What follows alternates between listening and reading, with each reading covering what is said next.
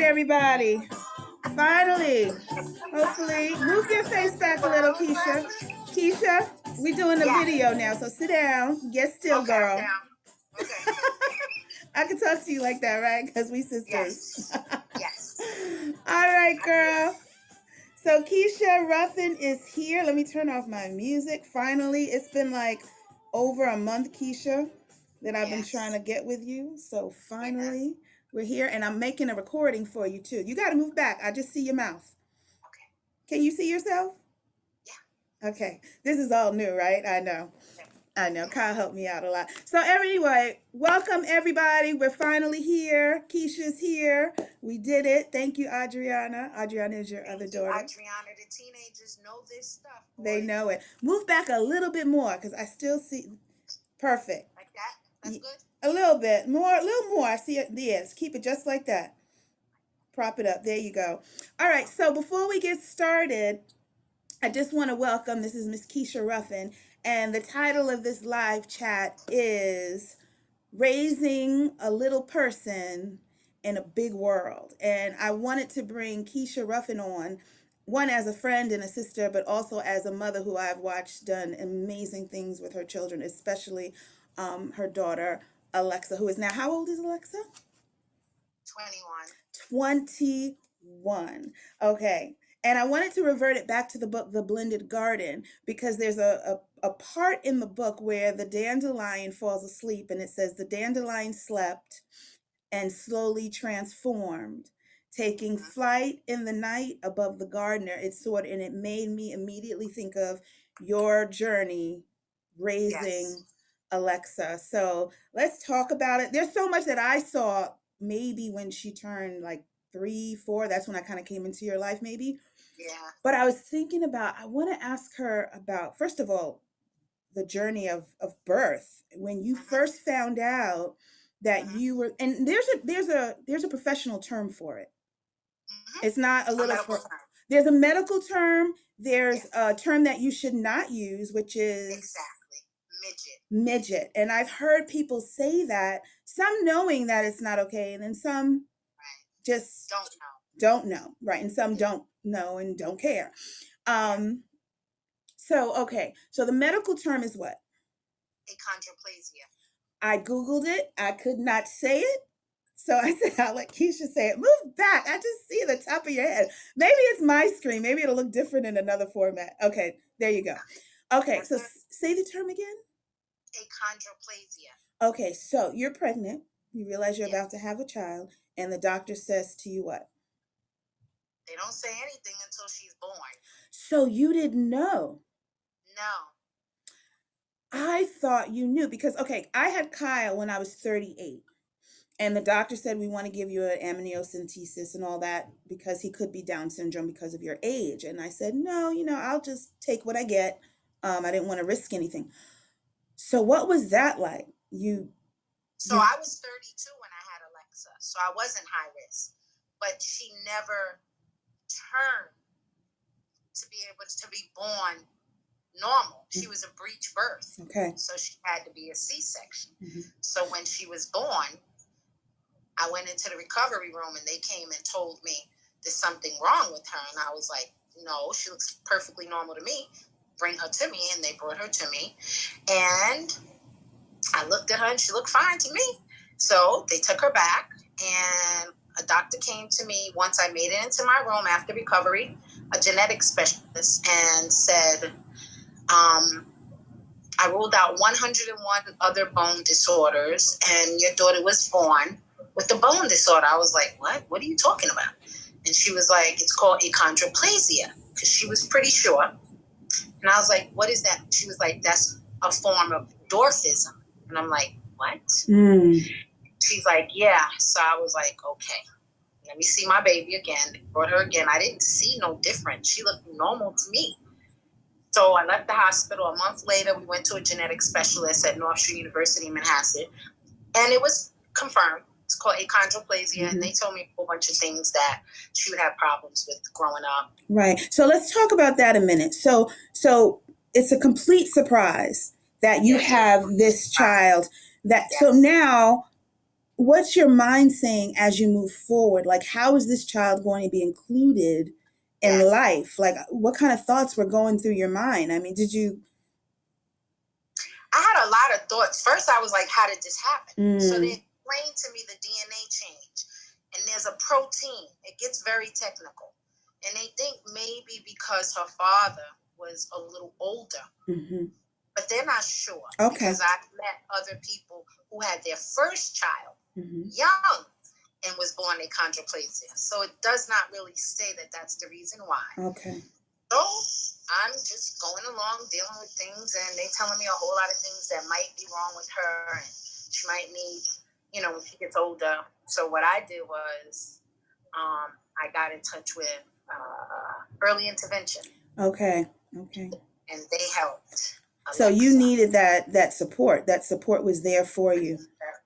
And so what was that like with school? Like what was school like for her? So she had first started with a daycare, a babysitter. And was she with, I'm sorry, was she with, and tell me the terms because I'm a little ignorant as they call it. We like to use the word with children, normal, which is not a proper term, I know. But was she with normally developed children, or when she went to daycare, her first encounter at daycare? So her first encounter, she was at a daycare mom's home. My mother's best friend was babysitting Alexa. Okay. So Alexa was the only one she was babysitting. But Alexa was delayed in everything. So her sitting up was delayed, her crawling was delayed, her walking was delayed because of her fine motor skills and her gross motor skills. That's why I got her early intervention. Going to daycare, there was no problems. She had an excellent daycare provider. But then I phased her into UCP, United Cerebral Palsy. She started going to the center. And now that's when I came into your life, because I remember you used to show me pictures of the class picture, and I would say to you, so why is she there? Why is she with these other children that have all these physical needs? Like, I wasn't understanding.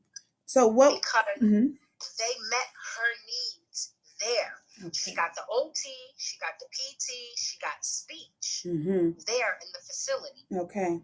Instead of having someone come into the home all the time, which there were times when someone wouldn't show up. Right.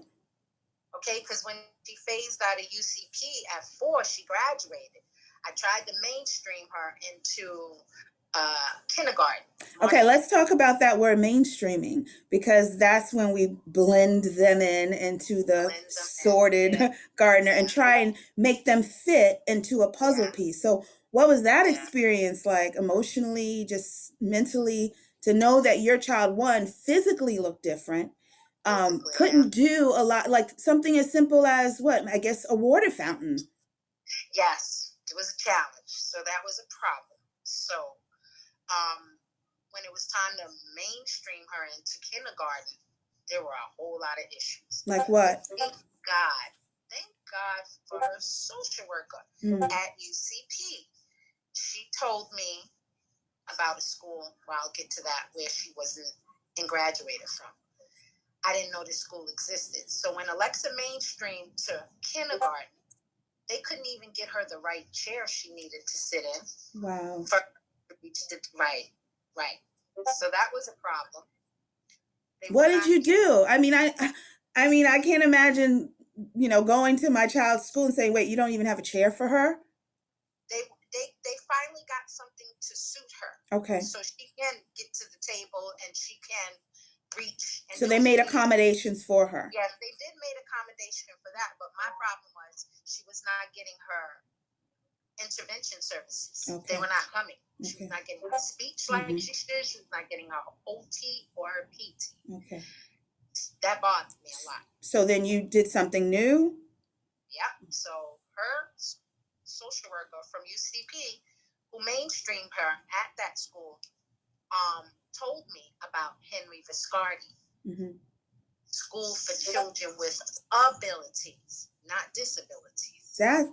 Now let's stop there, because that's what this whole book is about with the dandelion. We talked about this I talked about this in other interviews, how the dandelion in the book and even in life, people sometimes think that the dandelion is a weed and they call it a weed, you know, and and I was just taught, we were doing a lot of landscaping, Kyle's father and I this weekend in the garden. And, um, we were talking about we saw some dandelion. He's like, oh no, those can't stay. We have to, I'm like, but I don't think you understand. It's not just a weed. He's like, it's a weed and it can't stay. Right. Right. Right. Mom, I remember mom did that all the time. Went out to the front yard and pulled them up, plucked them out the ground for some reason. Yeah. And so now, so getting back to Alexa and this whole idea of a dandelion, a disability and an ability.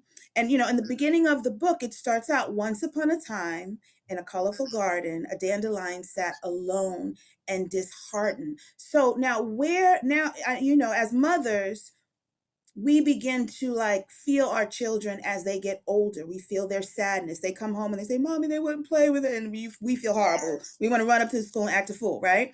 So, yes. So was she beginning to feel like the dandelion, alone and disheartened, because she's seeing that I'm different. I'm not being acknowledged as the normal or more, so go ahead. I'm sorry.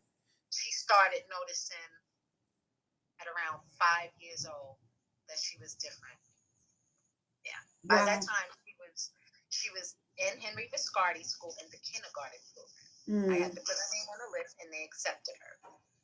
And that was the best decision that I made for her, because I wanted to shield her from the outside world. Wow. I did not want to mainstream her and put her in a regular school where she would be so different. So you didn't want to put her in the blended garden yet. She wasn't ready for the blended garden. No, but you did want her to feel like she was not disabled, but able, and giving her that environment and space to transform and see her beauty. And let me just go back to when you said she was 5, because we went, do you remember this? We took all the kids to Disneyland. Mason was, and it was interesting because they were all growing up together and they were all the same size and they were all playing. And then all of a sudden, all the other cousins started getting bigger and she stayed the same size. And Kecia, I wasn't able to empathize with her until we got to Disneyland and we got to that ride and everyone was ready. And the man said, you can't go on. And she watched all her cousins go on that ride. And I remember her face. I know. And that was when I thought, wow. So now how do you, and I'm not her mother, and I felt heavy. I was like, this is not the happiest place on earth anymore. Yep. So how'd you navigate that moving forward? Because now she's what, 21? And she is able. Let's talk about some of her able things, because you're always texting me, Alexa did this and Alexa went here. Let's go through all the amazing things that she started doing from when she felt like she was alone and disheartened to something must have shifted, because she just took on life and like she did things that I couldn't even do. Yes, that happened, I want to say, in junior high. She remained in the same school, Henry Viscardi School for kids with abilities. So they called her the mayor of the school. She was all over the place. She knew everyone because she was the mobile one. A lot of the students there were wheelchair bound, all kind of differences. She mastered wheelchair basketball. She was the VP twice, the coach, right? Learn how to play wheelchair basketball. Wow. If you ever watch wheelchair basketball, you'll be amazed at how they play, and they play hard. Wow. Her gift.